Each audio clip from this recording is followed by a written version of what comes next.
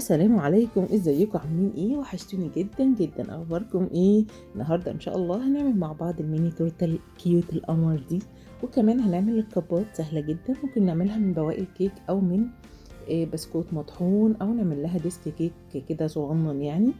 هنعملها في البيت سهله وسريعه وتفرح اولادنا كتير. يلا بينا نقول بسم الله الرحمن الرحيم، والصلاه والسلام على سيدنا محمد عليه الصلاه والسلام. ونبدا مع بعض الفيديو.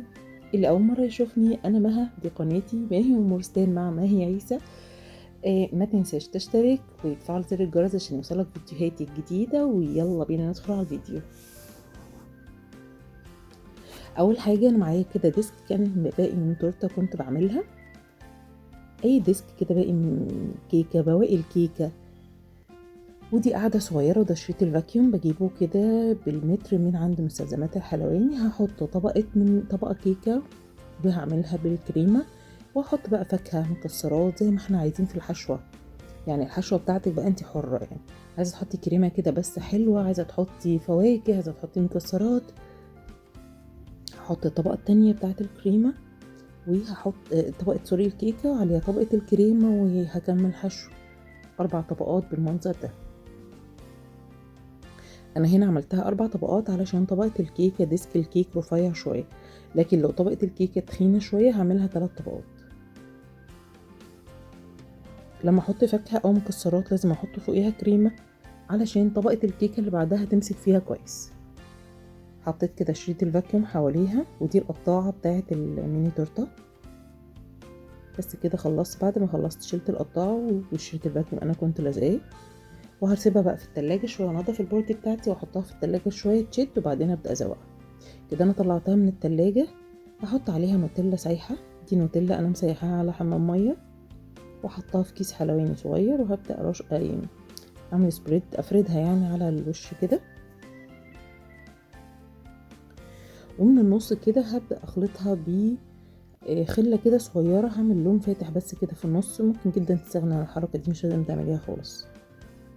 اهي انا بصوا عملت بس في النص، خلطتها بالكريمة اللي تحتها فدت لون فاتح شوية. وهحط عليها بقى من فوق قطعة شوكولاتة كنت عاملاها بالمولد بتاع الشوكولات، وحبة فراولة اسمها نصين. بس كده. يلا ندخل على الميني كيك، الميني تورته التانية. نفس الكلام بالظبط، بس هيختلف في طريقة التزيين الخارجي. يعني دي انا عملت برضو ديسك الكيك وعليه كريمة، بس مش هحط هنا فواكه، هحط مكسرات مطحونة، وعليها كمان جناش شوكولات.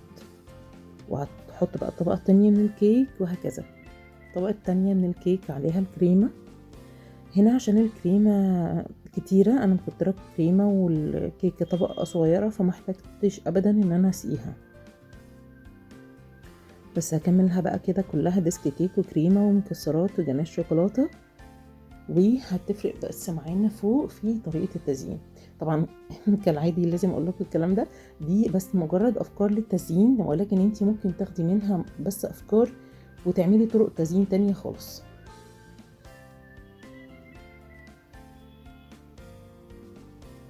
خلاص كده وصلت للطبقة الأخيرة. هحطها برضه في الفريزر لغاية ما تشد شوية، وبعدين أبدأ أزوق الأطراف بتاعتها.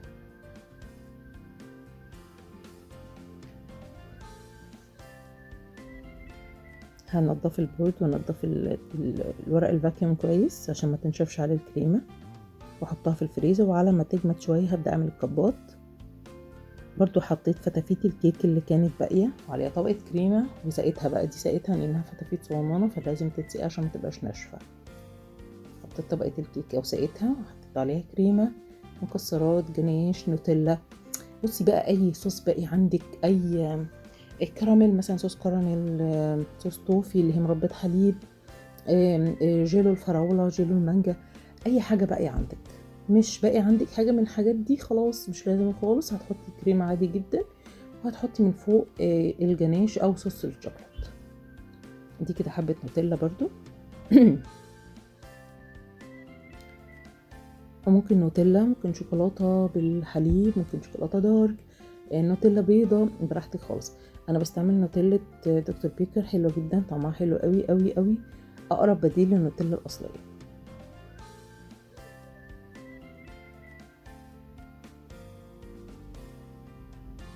المفروض نحطها في التلاجة لغاية ما ان طبقة النوتيلا تنشف شوية، وبعدين ابدأ احط عليها الجناش زي ما احنا شايفين كده. انا حطيت الجناش دواير بدءا من النص، يعني من المركز دايرة صغيرة فاكبر فاكبر، وبعدين بقى خلة شيش طاووق هعمل زي ما احنا شايفين كده. هسحب من الدايرة اللي جوه للدايرة اللي بره، وبعدين هرجع اعكس من الدايرة اللي بره للدايرة اللي جوه عشان تديني شكل الوردة دي. بنعمل كده مع بعض في المافن كيك زي ما عملنا قبل كده، او كيك الشوكليت يعني. لا هو مش كيك شوكليت، هو كيك شوكليت على فانيليا ونخلطهم كده مع بعض، اسمها مافن كيك. بس حطيت بقى الشوكولاته برضو كنت عاملاها في القالب السيليكون وسبرينجلز كده. ده الكاب بتاعي بعد ما الكريمه اللي فوق سقعت شويه في التلاجة. هبدا اعمل عليها كده خطوط بالجناش او بالنوتيلا، احط عليها 2 شوكولاته فروتس وحتتين فراوله كده، سبرينجلز الوان براحتنا. ده الكاب التاني هعمله بجناش شوكولات كده، هغطيه كله بجناش شوكولات.